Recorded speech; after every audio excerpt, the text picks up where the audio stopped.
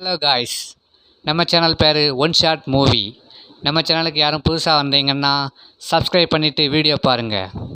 இந்த வீடியோவை கடைசி வரைக்கும் ஸ்கிப் பண்ணாமல் பாருங்கள். ஹலோ வியூவர்ஸ், எல்லோரும் எப்படி இருக்கீங்க?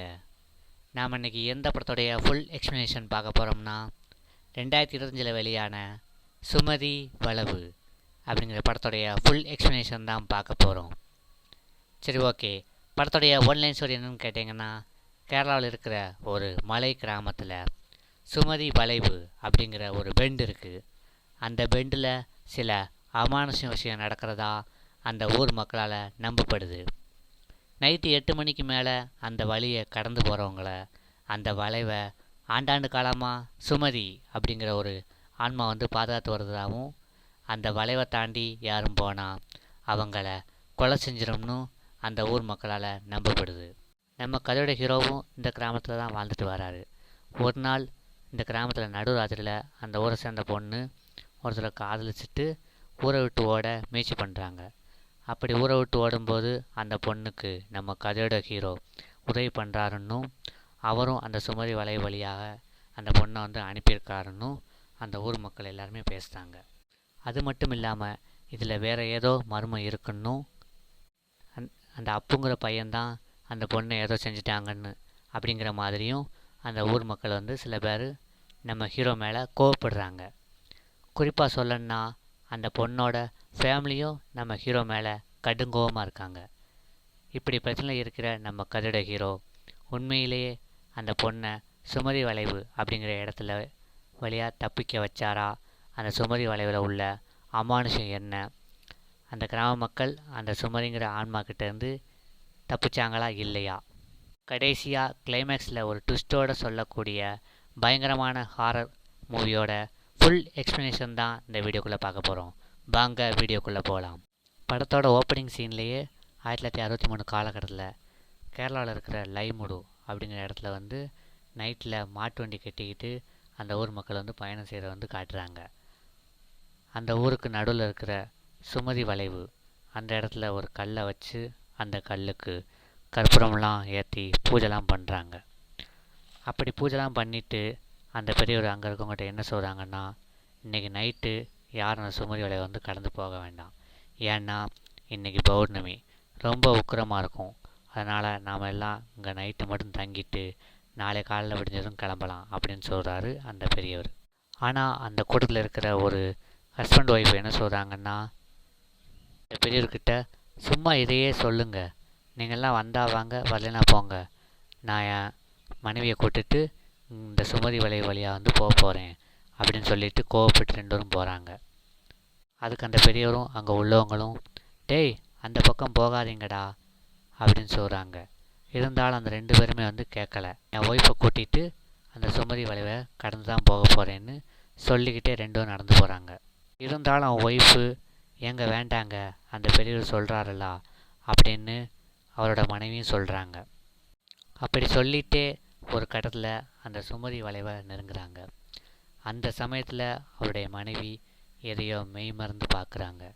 என்னென்னு பார்த்தா அந்த இடத்துல ஒரு பெரிய அருவி ஒன்று இருக்குது. அந்த இடத்துக்கு அவருடைய ஹஸ்பண்டும் வராரு. பாத்தியா, இங்கே வர பயந்த இந்த இடம் எவ்வளோ அழகாக இருக்குது, அதுவும் பௌர்ணமி வெளிச்சத்தில் அப்படின்னு சொல்கிறாரு. இவ்வளோ அழகான நீர்வீழ்ச்சியை விட்டுட்டு இந்த இடத்துல அமானுஷம் இருக்குது, ஆவி இருக்குதுன்னு நம்ம ஊர் மக்கள் இப்படி ஒரு மூட நம்பிக்கை வந்து வளர்த்துருக்காங்கன்னு அவருடைய ஹஸ்பண்ட் வந்து சொல்கிறாரு. வா, இந்த நீர்வீழ்ச்சியை பக்கத்தில் போய் ரசித்து பார்க்கலாம் அப்படின்னு சொல்கிறாரு. 2 பேரும் பக்கத்தில் போகிறாங்க. ஏங்க அங்கே பாருங்கள், நம்மளை மாதிரியே ஒருத்தவங்க நிற்கிறாங்க அந்த அருவிக்கிட்ட அப்படின்னு அவருடைய மனைவி வந்து சொல்கிறாங்க. யார் அது அப்படின்னு சொல்லிக்கிட்டே அந்த ஹஸ்பண்டும் ஒய்ஃபும் பார்க்குறாங்க. அப்போ அந்த இடத்துல இவங்க ஒய்ஃப் மாதிரியே கையில் ஹேண்டில் லைட் வச்சுருக்காங்க. அவங்கள பார்க்கும்போது அச்சு அசல் இவங்க ஒய்ஃப் மாதிரியே இருக்காங்க. அதுக்கப்புறம் அங்கே வந்துருக்கக்கூடிய அந்த பெண்ணோட உருவம் வந்து கருப்பு உருவமாக மாறுது. அங்கே போடுறாங்க மலையாளத்தில் டைட்டில் சுமதி வளவுன்னு. இப்படி ஒரு சம்பவம் நடந்து 30 வருஷத்துக்கு அப்புறம் 1990 காலகட்டத்தில் அதே மலை கிராமத்தை காட்டுறாங்க. ராத்திரி ஆனதுன்னா அந்த கிராமத்துலலாம் ராத்திரி 8 மணிக்கு மேலே வெளியே வர மாட்டாங்க. ஏன்னா அந்த லைமுடு சுமதி வளைவு பக்கம் போனாலே அவங்க உயிரோடு இருக்க மாட்டாங்கன்னு தெரிஞ்சு அந்த சுமதி வலை பக்கத்தில் காலகாலமாக வாழ்ந்துட்டு இருக்கிற மக்கள் எல்லாத்துக்கும் தெரியும்.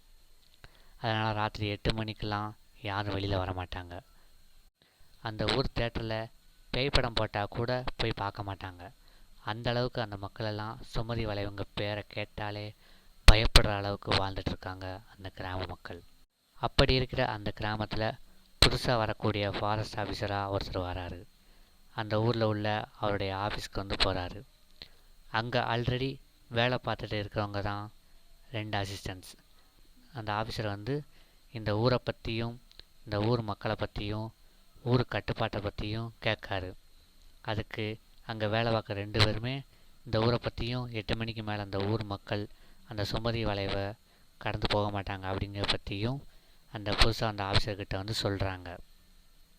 சமீபத்தில் அப்பு என்கிற ஒரு பையனால் இந்த ஊரில் ஒரு குழப்பமே நடந்துச்சுன்னு சொல்கிறாங்க. ஏன்னா அவனை தவிர வேறு யாருமே இந்த சுமதி வலையை வந்து கடந்து போனதில்லை அப்படின்னு சொல்கிறாங்க அந்த ஆஃபீஸர்கிட்ட. இந்த ஊர்லேயே பெரிய வசதி படைத்தவர் தான் ஷேக். அவருடைய பொண்ணு தான் மாலினி. அவங்க வெளியூரில் ஒரு பையனை லவ் பண்ணிகிட்ருக்காங்கன்னும் அவங்க காதலிச்ச விஷயம் வந்து வீட்டுக்கு தெரிய வந்துச்சுன்னும் அந்த பொண்ணுக்கு உடனே வேறு இடத்துல வந்து கல்யாணத்துக்கு வந்து ஏற்பாடு பண்ணுறாங்க.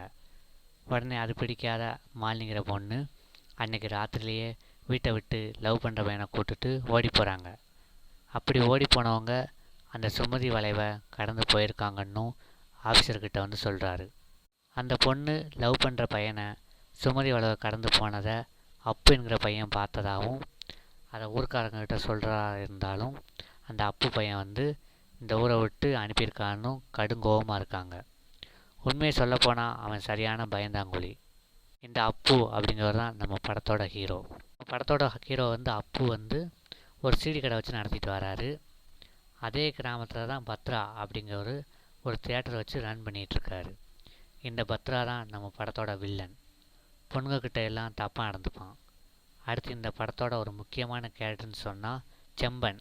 அவர் தான் இந்த சுமதி வளைக்கிட்ட போயிட்டு பூஜைலாம் பண்ணிட்டு வருவாராம். இவருமே ராத்திரிலாம் அந்த சுமதி வளைவை வந்து பக்கம் போகவே மாட்டாராம். இப்படியே கொஞ்ச நாள் வந்து நகருது. அந்த கிராமத்தில் திருவிழா வந்து கோலாகலமாக நடக்குது. நம்ம கதையோட ஹீரோவும் அவங்க ஃப்ரெண்ட்ஸும் அந்த திருவிழாவை வந்து கலந்துக்கிட்டாங்க. அங்கே புதுசாக வந்துடக்கூடிய ஃபாரஸ்ட் ஆஃபீஸரும் வந்து அந்த திருவிழாவுக்கு வந்து கலந்துக்கிட்டாரு. பூவை பற்றியும் அவங்களுடைய ஃப்ரெண்ட்ஸை பற்றியும் அந்த சுமதி வளைவில் வந்து பூஜை பண்ணுற பூசாரியை பற்றியும் அந்த புதுசாக வந்துடக்கூடிய ஆஃபீஸர்கிட்ட வந்து அந்த 2 அசிஸ்டன்ட்ஸ் வந்து சொல்கிறாங்க. அதை பற்றி அந்த காணாமல் போன மாலினி குடும்பத்தாரும் வந்து அந்த திருவிழாவுக்கு வந்து வராங்க. அந்த குடும்பத்தை பார்த்ததும் அங்கேருந்து உடனே நகர்ந்து போகிறாரு. ஏன்னா இப்போ வரைக்கும் அந்த பொண்ணு காணாமல் போனதுக்கு நம்ம ஹீரோ தான் காரணம் அப்படிங்கிறதுனால. திருவிழாவும் நடந்து முடிஞ்சது. அன்றைக்கி நைட்டே வந்து அந்த திருவிழாவில் கலந்துக்கிட்ட டான்ஸ் ஆட வந்தவங்களில் ஒருத்தர் மட்டும் நான் இன்றைக்கி ராத்திரியே கிளம்பி ஆகணும் அப்படின்னு சொல்லிட்டு அவருடைய குரூப்போட ஹெட்டுக்கிட்ட வந்து சொல்லிட்டு உடனே அவரும் இந்த ஊரை விட்டு கிளம்ப பார்க்காரு. அப்போம்போது அந்த ஹெட் என்ன சொல்கிறாருன்னா, மற்ற ஊர் மாதிரி கிடையாது இந்த ஊர் அப்படிங்காரு. கேட்கும்போது இந்த ஊருக்காரங்க எல்லோரும் என்ன சொல்கிறாங்கன்னா, அந்த சுமதி வளைவை கடந்து தான் போகணும். இந்த ஊரை கடக்கணும்னா அந்த சுமதி வளைவை கடந்து தான் போகணும். அந்த வழியாக போனால் யாருக்குமே உயிருக்கு உத்தரவாதம் இல்லை அப்படின்னு சொல்கிறாரு. இருந்தாலும் அந்த டான்ஸரை வந்து கேட்குற மாதிரியே தெரியலை. சுமதி வளைவுன்னு ஒரு கட்டுக்கதை தான். நான் கிளம்புறேன், நீங்கள் என்ன நைட்டு தூங்கிட்டு காலையில் எழுந்துச்சி வாங்க அப்படின்னு சொல்லிட்டு போகிறாரு தனியாக. அந்த சுமதி வளைவை பயமில்லாமல் கடக்கிறதுக்காக போயிட்டுருக்காரு. அப்படி போயிட்டுருக்கும்போது அந்த சுமதி வளைவை வந்து கடக்க முயலும்போது அவருக்கு பின்னாடி யாரோ நடந்து வர மாதிரி அவர் உணர்ந்தார். அவரும் நம்ம குரூப்பை சேர்ந்தவங்க தான் யாரோ பின்னாடி வராங்க அப்படின்ட்டு திரும்பி பார்க்காரு. அவர் முன்னாடி ஒரு கருப்பு உருவம் நிற்கிது. அதை பார்த்துட்டு மயங்கி விழுந்துருந்தார். அடுத்த சீன்லேயே நம்ம படத்தோட ஹீரோ ஒன் சைடாக ஆல்ரெடி ஒரு பொண்ணை வந்து லவ் பண்ணிகிட்டு இருந்திருப்பார். அந்த பொண்ணுக்கு மேரேஜ் ஃபிக்ஸ் பண்ணியிருப்பாங்க. அந்த மேரேஜில் கூட நம்ம ஹீரோட அப்பா தான் அந்த மேரேஜ் ஈவெண்ட்டை வந்து எடுத்து நடத்துவார். அதுக்கு நம்ம ஹீரோ வந்து ஹெல்ப் பண்ணுறாரு. அந்த ஈவெண்ட்லேயே நம்ம கதையோட வில்லன் பத்ரா வந்து அந்த மேரேஜ் ஈவெண்ட்டுக்கு வந்து வராரு. அங்கே நம்ம ஹீரோக்கிட்ட வந்து வில்லன் வந்து பிரச்சனை வந்தார். ஹீரோ அவர் கூட வந்து சண்டை போட வில்லனை வந்து அடிக்கும்போது வில்லன் வந்து விலகிடுறாரு. அங்கே உள்ள ஒரு பொண்ணு மேலே அடிபட்டுருது. அந்த பொண்ணு வேறு யாரும் இல்லை, நம்ம படத்தோட ஹீரோயின். அதுக்கப்புறம் நம்ம ஹீரோ வந்து ஹீரோயினை பார்த்த அப்புறம் லவ் வந்துடுது. கடைசியாக 2 பேருமே வந்து லவ் பண்ணிடுறாங்க. ஓடி போன மாலினியோட அப்பா என்ன சொல்கிறாருன்னா, அந்த தியேட்டர் ஓனரான வில்லங்கிட்ட போய், என் பொண்ணு மாலினி ஊரை விட்டு போனவ என்ன ஆனான்னு தெரியலை, அந்த அப்புவை சும்மா விடக்கூடாதுன்னு சொல்கிறாரு. அதுக்கு அந்த வில்லன், நம்ம ஊருக்கு புது எஸ்ஐ வராரு, கவலைப்படாதீங்க, அவர் உங்கள் பொண்ணை எங்கே இருந்தாலும் தேடி கண்டுபிடிச்சிருவார் அப்படின்னு சொல்கிறாரு அந்த வில்லன். அதுக்கப்புறம் அந்த அப்பு கதையவும் முடிச்சிருவோம் அப்படின்னு பேசிகிட்டு இருக்காங்க. கடைசியாக கிளைமேக்ஸில் ஹீரோ சுமதி வளைவை நோக்கி பைக்கில் வேகமாக புறப்பட்டு போகிறாரு. பின்னாடி அந்த எஸ்ஐயும் அந்த தியேட்டரை வச்சு நடத்திட்டு வர பத்ரா வில்லனும் வந்து ஹீரோட வண்டியை வந்து மோதுறாரு. மோதினதுக்கப்புறம் ஹீரோ வந்து கீழே விழுந்துருந்தாரு. நம்ம ஹீரோவை அந்த வில்லன் பத்ரா வந்து பழி தீர்க்கிற நோக்கத்தில் போட்டு அடின்னு அடிக்கிறாரு. சுமதி வளைவில் நம்ம ஹீரோவை தரன்னு இழுத்துட்டு போயிட்டு இருக்கும்போது பத்ரா கண்ணு முன்னாடி ஒரு 2 உருவம் வந்து நிற்கிது. பத்ரா கண்ணு முன்னாடி அவன் கொன்று தூக்கில் தொங்க விட்ட சுஜாதாவும் அவங்க பொண்ணும் ஆன்மாவாக அந்த வில்லன் பத்ரா முன்னாடி வந்து நிற்க, அதை பார்த்து அவன் மிரண்டு போய் நிற்கிறான். பின்னாடி விழுந்து கிடந்த நம்ம ஹீரோ சட்டுன்னு எந்திக்கிறாரு. அவனுக்குள்ளே 2 ஆன்மாவும் புகுந்துருது. 2 பேரையும் பலன்னு பழக்குது. அந்த 2 வில்லன்களும் ஹீரோ பிடிச்சு குத்த வரும்போது ஹீரோ நம்ம வில்லன் பத்ரா தூக்கி பாறையில் வந்து எரிஞ்சிருந்தாரு. எரிஞ்சதும் அந்த பாறையில் வந்து மண்டை மோதி கீழே விழுந்துருந்தாரு நம்ம வில்லன். அந்த எஸ்ஐயை வந்து அடிச்சிருந்தாரு நம்ம ஹீரோ. அதுக்கப்புறம் மயக்கத்துலேருந்து எழுந்த நம்ம ஹீரோ அந்த செக் போஸ்ட் பக்கம் வந்து பார்க்காரு. பார்த்தா அங்கே நம்ம ஹீரோயின் இருக்காங்க. கடைசியாக நம்ம ஹீரோயினை வந்து கூப்பிட்டு போக அவங்க ஃபேமிலி வந்திருக்காங்க. இன்னமும் அந்த மாலினி கிடைக்காதனால இன்னும் கடுங்கோவத்தில் தான் இருக்காங்க அந்த ஊர் மக்கள். அதுக்கப்புறம் அந்த ஊருக்குள்ளே வந்து ஒரு ஜீப்பு வேகமாக வந்து நிற்கிது. அந்த ஜீப்பில் இருந்து ஊரை விட்டு ஓடி போனாங்கள்ல அந்த மாலினிங்கிற பொண்ணு, அவங்க அந்த ஜீப்லேருந்து இறங்குறாங்க. அதை பார்த்து நம்ம ஹீரோ, மாலினிங்கிற பொண்ணு காணும்னு சொன்னீங்க, என் மேலே அபாண்டமாக பழி போட்டீங்க, டார்ச்சர் பண்ணீங்களே, இன்றைக்கி மாலினி திரும்ப வந்துட்டாங்க, அவங்கக்கிட்ட என்னாச்சுன்னு கேளுங்க அப்படின்னு நம்ம ஹீரோ வந்து சொல்கிறாரு ஊர் மக்கள்கிட்ட. அந்த ஊர் மக்கள், ஆமாம் யாருக்காக ஊரை விட்டு வரணும் அப்படின்னு கேட்கும்போது அவர் ஒருத்தரை வந்து கை காட்டுறாரு. அவர் யாருன்னா அந்த புதுசாக வந்தார் அந்த ஃபாரஸ்ட் ஆஃபீஸர் தான். ஆமாங்க, அவர் தான் அந்த மாலினியோட காதலன், அப்பு மேலே எந்த தப்புமே இல்லை அப்படின்னு சொல்லி அந்த ஃபாரஸ்ட் ஆஃபீஸர் வந்து அந்த மக்கள்கிட்ட வந்து சொல்கிறாரு. கடைசியாக ஹீரோயினி குடும்பமும் நம்ம ஹீரோ வந்து புரிஞ்சுக்கிட்டு நம்ம ஹீரோவுக்கும் ஹீரோயினிக்கும் கல்யாணம் பண்ணி வைக்க சம்மதம் சொல்லிடுறாங்க.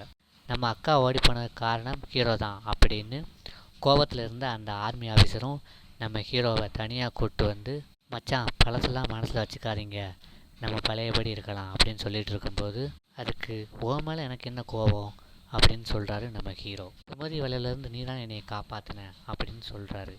அதுக்கு ஹீரோ, நான் எப்போ உன்னையை காப்பாற்றினேன், நீயாத்தனை வந்த அப்படின்னு சொல்கிறாரு. இந்த ஆர்மி ஆஃபீஸர் தானே நம்ம மயக்கத்துலேருந்து எழுப்பி விட்டு, நான் இந்த பத்ராவையும் எஸ்ஐயும் பார்த்துக்கிடுதேன், நீ கிளம்பு அப்படின்னு சொன்னார் அப்படின்னு யோசிச்சுக்கிட்டே வராரு நம்ம ஹீரோ. அடுத்து நம்ம ஃபாரஸ்ட் ஆஃபீஸரும் நம்ம ஹீரோவை தனியாக கூப்பிட்டு வந்து, நல்ல வேலையாக அன்னைக்கு நீ தான் எங்களை நல்லபடியாக என்னையவும் நான் லவ் பண்ணுற மாலினியையும் பாதுகாப்பாக அனுப்பி வச்ச அப்படின்னு சொல்கிறாரு நம்ம ஹீரோக்கிட்ட. எது, நான் உங்களை அனுப்பி வச்சனா அப்படிங்கிறாரு நம்ம ஹீரோ.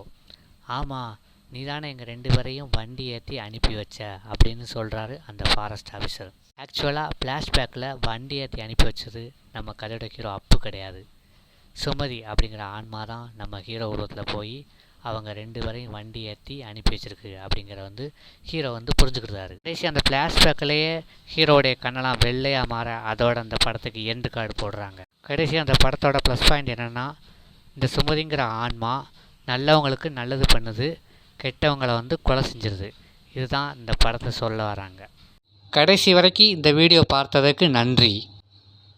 இந்த வீடியோ பிடிச்சிருந்தா லைக் பண்ணுங்கள், ஃப்ரெண்ட்ஸ் அண்ட் ஃபேமிலிக்கு ஷேர் பண்ணுங்கள். இந்த முழு திரைப்படத்தையும் பார்த்துட்டு உங்களுடைய கருத்தை எங்களுக்கு கமெண்ட் பண்ணுங்கள். நம்ம சேனலை இப்போ சப்ஸ்கிரைப் பண்ணாமல் இருந்தால் சப்ஸ்கிரைப் பண்ணுங்கள். தேங்க்யூ ஃபார் வாட்சிங்.